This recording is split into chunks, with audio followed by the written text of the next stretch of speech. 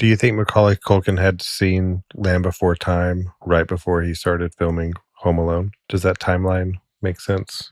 So like he's just thinking about the Great Valley? Yeah. Or is he afraid of Sharptooth? I think the story went that The Land Before Time is so short because they had to cut out so many scenes with the T-Rex that were too intense for the audience. Was the audience a bunch of brachiosaurs? I don't think so. It was the late 80s. So like human children? Oh, that's weird. Do you think Macaulay Culkin had a Land Before Time Pizza Hut puppet? I think he might have had a Pizza Hut. Parents bought him a franchise for his birthday.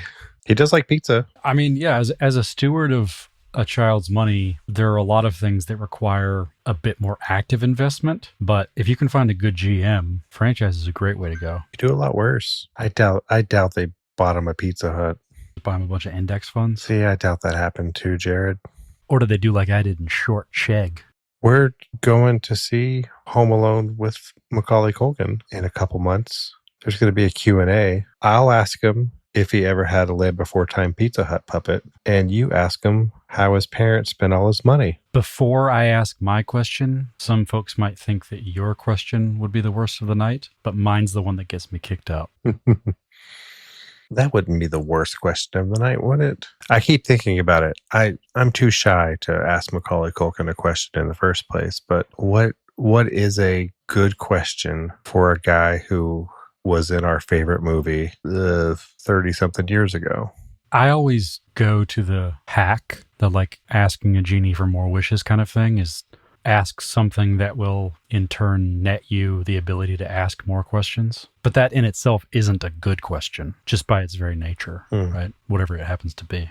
Like he was only 8 years old or so when he was shooting it. So he was too young to process a lot of the, like, you can't ask him a question that like he would have had to have been an adult to understand. And it's also been so long that a lot of the very specific details, a lot of the questions that come up on this podcast, I imagine him just shrugging off and going, man, I don't know. Well, and depending on which school you follow, the validity of those memories at this point should absolutely be taken into question. Yeah. Yeah. Because every time you access a memory, you reduce its fidelity. And he has had to access memories of that time in his life for decades. So I guess that's what I'm getting at. Like, what's a fair question that would still yield a somewhat accurate answer from a person in his position? I don't even know if one exists. Well, I think several, but they may not produce answers that you care to have, because you would be getting into the weeds of things he hasn't thought about or had to recall, which would mean it's more true to source. Would you ever refer to 35 as the Dirty 535? The Dirty 535? Well, you hear Dirty 30 a lot, but you never hear Dirty 535. In what context do you hear Dirty 30? Like celebrating your birthday on a pedal tavern. A what? Like one of those. Oh, see, you live in a more bachorette-centric town. You sure do. Not to pinpoint you, not to get you on the grid too much, but yeah, okay. You're those little mobile bars where you pretend to pedal and you get drunk while you bike around. Yes. No, you have to pedal, because if you don't, Dolly loses her wings. Okay. Something. Is that a Dirty 30 situation? Yes, it is. I feel like Bachelorette and Dirty 30 are the same energy. Yeah. Okay. So, and frankly, Cinco de Mayo. It does seem like we can only handle 2 months before we need another holiday that is mostly for drinking purposes. You got New Year's Eve. You take about 2 months off. You get St. Patrick's Day. You go a little too hard on St. Patrick's Day, so you take 2 months off. Then it's Cinco de Mayo. Go a little too hard on Cinco de Mayo. Well, here comes 4th of July to help you out. I don't think Labor we have. Day? Yeah, Labor Day's not like a drinking holiday, though, is it? Not for you, bud. Well, I think it's like that end of summer, because like everyone's just drinking all through the summer, right? Yeah. We should ask someone on the Southern Hemisphere. Our Australian listeners, give us a buzz, or Lenny at ham@verygmail.com, or the Home Alone Minute at gmail.com. Let us know when you're drinking. No one is drinking in this scene. No, they're not. What are they doing? I'd say technically there are two scenes. Yeah, we have two locations going on here. Would you like to do a summary? Sure. Of the 35th minute. Yeah, so Forrest is sitting there. Also, just sorry, I hate to do it, but real talk. How often do you pronounce the second F in fifth? Let me try to bring it up in a natural context, and you can tell me if what I say. It's been a little while since I've seen it, but I thought The Fifth Element was pretty good. I didn't pronounce it, did I? I said fifth. Yeah, F-I-T-H. Fifth. Ooh, it's going to be difficult in about 15 weeks when we get into the 50s, the filthy 50s. You mean the 50s? Let's see. In this 35th minute of Home Alone, we see Kevin underneath the covers, scared, and a knock at the door, and it's the police officer whom Kate has successfully convinced to go check on her son. But Kevin is too scared to go to the door, so he stays under the cover. The cop leaves, and then we cut back to the French airport in which Peter McAllister is trying to convince a underpaid gate agent to kick 15 people off of a flight, I guess, and not being successful. Kate comes up, tries to negotiate a few things, and then the minute ends with Peter starting to convince her to leave the airport. You're exhausted, kids are tired, and that's about where we end, right?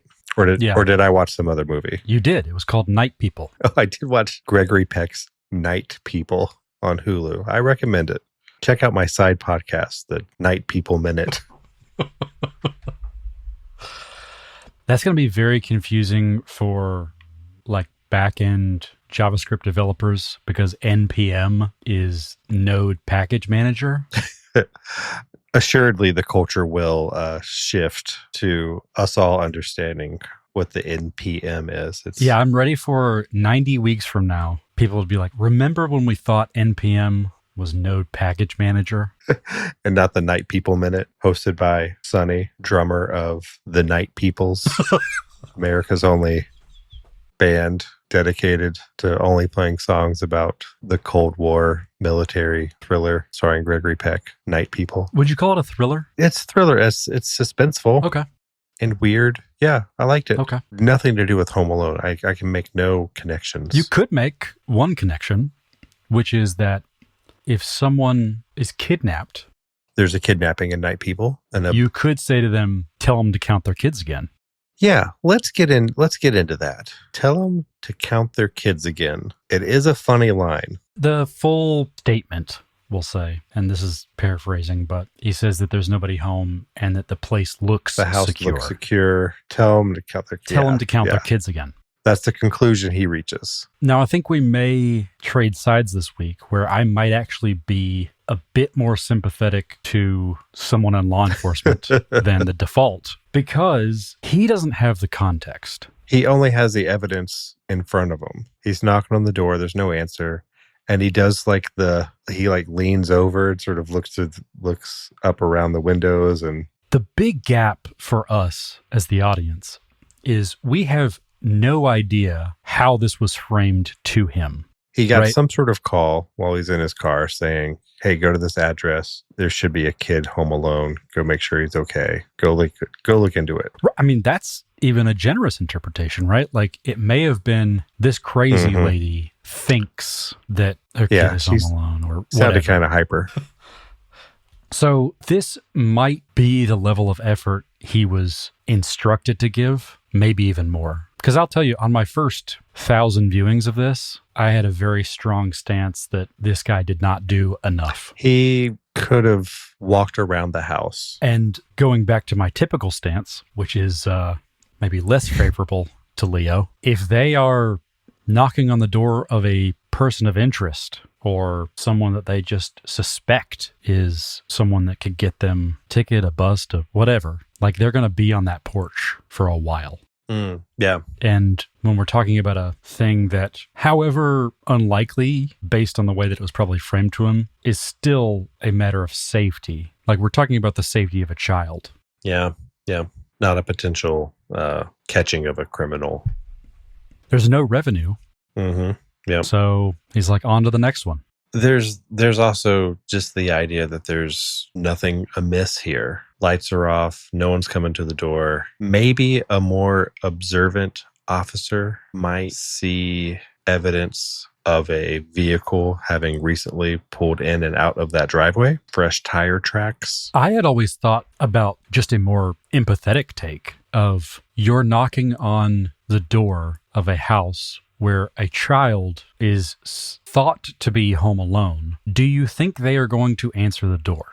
Mm-hmm. Do you not think that that child would be doing exactly what Kevin is doing here? Yeah. Maybe go, hey, police, are you in there? Everything's okay. Come on out. Something like that. I will say, from the edit, it does look like he may have a line that was cut off. So it's possible that was cut for time. This scene lingers for a little bit, though. This scene's pacing is a little slower than others in the film. We start with Kevin, we cut back to the officer, we cut back to Kevin, back to the officer. It stays in here for a little bit. Which just leads me to believe that that's all the more reason to cut any line he might have had, right? Yeah, I don't think we need it on any sort of emotional or logistical level. It just doesn't make him look good that he gives up so quickly. But flip side is, by the time we get 10 minutes past this scene, we don't think much of it at all.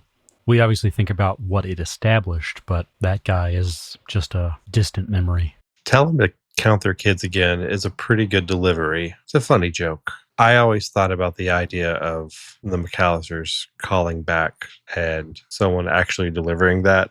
Have you tried counting your children again? Did you happen to find it over there? This happens a lot in my profession where I take up some classwork and I don't get a copy of it from the child. The child's like, hey, I turned that in and you gave me a 0. And be like, oh, I graded all the ones that I had. I passed them all back. Are you sure? It's like, yeah, I turned it in. I don't have it. Are you sure? And then inevitably they look in their book bag and find that they did not turn it in. I like the idea of the cops getting a call from the McAllisters. Hey, did you find our kid? No. Do you want to count yours again? Are you sure you're missing a child? I'm just thinking about you grading papers while Buzz is trying to throw you off by saying random numbers. 11. Not saying I'm a flawless teacher. No, you're not saying it. You were implying. Yeah, I'm guaranteeing it that I've never made a mistake. Just yesterday, you'll appreciate this. In my online gradebook system, there's not an undo button. So if I just happen to brush the keyboard the wrong way, hit a wrong button, it just changes a kid's grade on an assignment and I can't get back what it was. So if I don't have a record of it somewhere else, I just have to ask the kid, hey, what'd you make on that? So I don't know anymore. Isn't that fun? In the year of our Lord, 2024. Yeah. How? It's crazy, right? I'm sure it's hard to develop this. Otherwise, someone would have made the perfect one. But I really think there's a lot of money to be made in a functional teacher school management system that has a UI that makes some sense. No one's Apple-fied it at all yet. That's where you're wrong. About 300 companies have. I haven't seen it yet. That's because none of those companies have anybody who has a cousin who is doing the vendor selection. Yeah, fair enough. So you say, I only hear what I want to. I don't think these people deserve this good of a podcast. I was thinking the exact opposite, but okay. You were mentioning something along the lines of cutting to a French airport, maybe a Parisian airport. I seem to recall you saying French, but a la Macaulay Culkin in his Q&As. But the reason we know that this is a French airport is because we get Hope Davis doing a French accent. Yes. On a scale from 1 to, I don't know the French word for 10, how would you rank her accent? I believe it, but I am naive You're much pickier with accents. The idea that you can't watch The Wire because you don't like McNulty's American accent is something that doesn't register to me. You've got to be. I mean, I'll even say, like, I don't get the outrage over Dick Van Dyke's accent in Mary Poppins. Like, someone tries to talk like something else for the sake of a character for a story. I don't know. I just buy it. Well, that one would make sense though, because that's not your mother accent, right? Like someone who is from jolly old England would be more attuned to hearing how bad Dick Van Dyke's was, right? Yeah. I guess the equivalent for us would be when a non-Southerner plays a Southern role and goes hyper redneck to a offensive degree, maybe. Your Daniel Craig in Knives Out comes to mind. I feel like that was intentional and pretty good. Yeah, I don't mind it. I heard people complaining about it. I'm like, all right, but he's playing a guy. He's from Louisiana, right? Isn't that his deal? So the less generous take is that the flair in those accents make it a whole lot easier to do because it's not subtle. So you can kind of be all over the place. Like, it's much harder to do just non-regional American accent, which is the same thing you could say about Dick Van Dyke. Him doing a Cockney chimney sweep as opposed to just a very non-regional, like BBC British voice. You lay into that because it's easier to do the more extremes. But, I don't know, there were some pretty bad Southern ones in, what was that vampire one? True Blood? Yeah, Yes, I remember those being somewhat offensive. But again, it just doesn't take me out of a movie or a show the way that it seems to for you. If you told me that Hope Davis was French, I'd believe you. And I'll give her both credit for that and also a vote of sympathy as well, because what that also speaks to is how little dialogue she actually has. Like, she's not doing 90 minutes in French accent. No. How do you feel about the character herself that, I'm sorry, there's no way I can do that? Like, well, if you've ever dealt with French customer service, you would know it's not realistic at all. It's very American. Okay. What would we get in France? No response. Okay. She would just smoke her cigarette and eat her croissant silently in front of you. She would pretend that she doesn't know English. Okay. But then once she feels compelled to do her job, she would then say something smug and unhelpful. Okay. You're really going after the French this episode. It's funny because I'm way more impacted by the Italians. Because they'll just like take off a whole month. And I'm like, are we not getting any work done during last month? Oh, you Americans. You got to learn to relax. Have some spaghetti and chill. I can at least with the Italians recognize my own flaw in that it's probably because I'm jealous. It's like, I want to take a month off. Oh, okay. I would never let myself, but some part of me wants to. And is like, isn't that great? Whereas I never actually want to be French. Like, I'm not jealous of the French. I like a good baguette.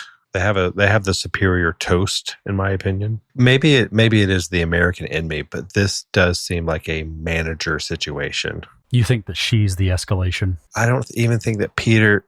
Like, they've already gone through a few other frontlines folks, or am I misunderstanding? I think that she is the regular worker here. I think. Oh, you're saying it's better served by a manager. Yeah. She doesn't have manager energy to me. She's seems too young. BME? Yeah. If I were in her shoes and someone came up to me and said, I left my kid home alone, I got to get back to Chicago as quickly as possible. What can you do for me? I would be like, oh, let me see, and not see anything on my computer. And then go, let me get a manager for you. I wouldn't even wait for him to ask for that. And he doesn't even ask. Peter's inept here. He's not handling this very well. He's trying, but he's not attacking Kevin missing with the same fervor that Kate is. Maybe he doesn't think he's home alone. Maybe he thinks that they should recount it as well. I say we go back to Rob's, count the kids again. Maybe he's there. I think that end of the line is in the next minute, but it reinforces that this is Kate's problem, not anybody else's in the families. We've gotten sprinkles of that throughout the whole movie so far, but this kind of solidifies the beginning of her journey of, I'm the only one who cares about this as much as it needs to be cared about. And it solidifies our journey as viewers through a decade of deadbeat fathers, incompetent. I mean, do you not see just dumb dads? Like, this was yes the start of absolutely dumb dad era. Well, I mean, dumb dads have existed in the real world and in media long before Home Alone. And now, as a dumb dad myself, I certainly relate to him in a shameful way in this scene of just being, even trying your best, you can't parent as well as the mother. Or you're afraid to parent as well because then it becomes your job. And then you have to take the summers off if you're Italian, and then your kids will go wild. When it comes to kids, though, that's where we'll give some credit back to the French, because they really seem to have nailed it with the crèche. Peter is asking for, 6 tickets back to Chicago? Can we assume that the Uncle Frank... Yeah, is it Megan, Lenny, Buzz, Jeff, Kate, and Peter? I got to assume that Uncle Frank and his gang are staying. Uncle Rob's kids are staying, of course. So it's just the McAllisters, Peter. Yeah. He's asking for her to kick 6 people off the plane. And she says that there's no way that she can do that. Which, as you're kind of making me go over this again, her saying, there's no way I can do that, means there's no way I can do that. Someone can do it. It's just not me. And he's just like, nothing. Chicago, New York, Nashville, nothing. And she's like, no. There's no way I can do that. And he's like, see, Kate, there's nothing. He retreats so quickly. Is that the parallel of this minute? We see 2 bumbling men just falling on their cold, lifeless reasoning. Yeah, when it comes to... no intuition. Yeah, when it comes to protecting children, men seem to go, I looked. It's it's the Simpsons episode where Bart and Milhouse, and they're clawing at each other up in the treehouse in a lightning storm. And Marge says, check on the kids, and the lightning strikes, and they're tearing each other apart. And Homer goes, they're fine. Yeah, it is an interesting mirror to think of the police officer as just as lazy about this as Peter is. Yeah, I can't really see a single chalant male in this. Everybody's nonchalant. Where are the chalant people in this? This is an emergency. We should be much more chalant. We're in France, for God's sakes. Let's get chalant. And I think we've talked about how, like, the size of their house didn't really hit me as a kid, that this was a wealthy family, because I'm a dumb child. But when Kate asked for a private plane, that's when I was like, oh, they're rich. And it almost should have been the first option, the first ask. This also speaks to another bit of naivete. Ooh, staying in France. Similar to the point you brought up about Peter not asking for a manager or trying to escalate this further. We get another... Can you hear him? I do, yeah. Do you need to go take care of your child? I don't. He will fall back asleep. He's ruining this. Daddy's on Home Alone time, you say with a large glass of whiskey in your hand. No, similar to what you were saying about Peter not escalating through a manager or being of the mind to push further. I think this is very similar with Kate and the private thing, because she asks about private, but she's asking someone who works for a commercial airline. Which she should... I mean, I guess even if you go to an airport, I mean, imagine that. Like, that's not going to happen either, right? You go to, like, the Delta gate and go, oh, actually, you know what? I need a private flight overseas for 6 people as soon as it can happen. I know it's not you, but who should I contact? Where's the private flight area of this airport? They're not going to know that. There might not even be that. I mean, they will kind of know that. They'll know the road, right? Like, the ones that, again, putting us on the grid here, let's just say ATL or B&A, I could tell you which roads to go down to get to the private hangars of either. Yeah, I couldn't do that. But maybe you might not know all the companies down there, but you can say, hey, look, do you see those strips of hangars? It does seem there? like a situation where like a manager could come in and say, oh, a private flight? Okay, that's this company down here. Call this number or look for this guy. He can put, you're at step 1 of a 12-step process, but at least he knows which direction to send you. But she doesn't. Well, and that's part of maybe shared responsibility that I think you were alluding to here, which is, yes, Peter doesn't escalate to the manager, but she also doesn't say, oh, let me see if I can get somebody else to help. Both of them Kate doesn't push on the private thing to say, oh, you can't do it here, but like, where is that? Yeah. But this gate agent also doesn't say, well, that's not what we do ever, so you should be looking elsewhere for that. That's still a possibility. Yeah. And so is the idea of just waiting until Friday, waiting 2 days. That's 2 days from now. That's 2 days away. That's a good delivery too. Friday is, which means it's Wednesday. Yeah. It just doesn't feel like Wednesday. It is a weird day. I mean, I guess it's a holiday, so like you're starting your vacation whenever it lines up with Christmas best. But it does feel weird to fly to France on a Wednesday. Seems like a Sunday activity. At most, I'd go Thursday. But yes, just to +1 said, let's not gloss over the delivery on that's 2 days away. Disregards that as a possibility, despite it being the most practical solution, evidenced by the end that we haven't gotten to yet. Now people are going to know how Home Alone ends.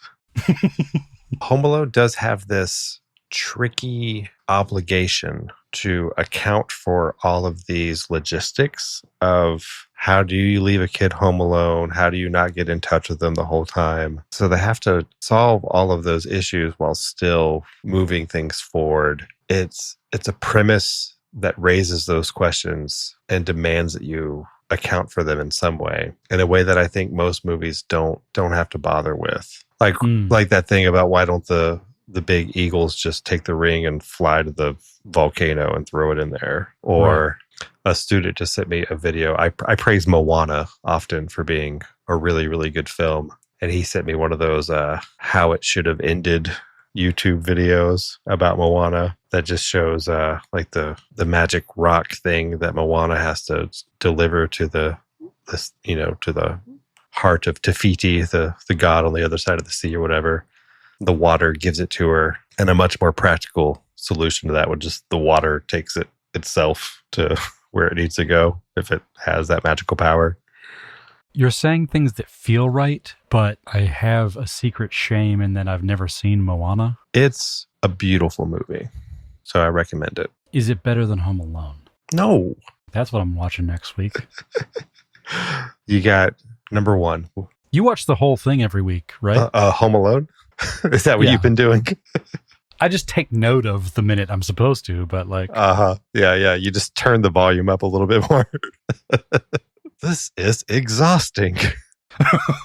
So when Peter says, you're exhausted, I felt that. Yeah. I bet it does wear you out to be on a transatlantic flight in a great deal of distress.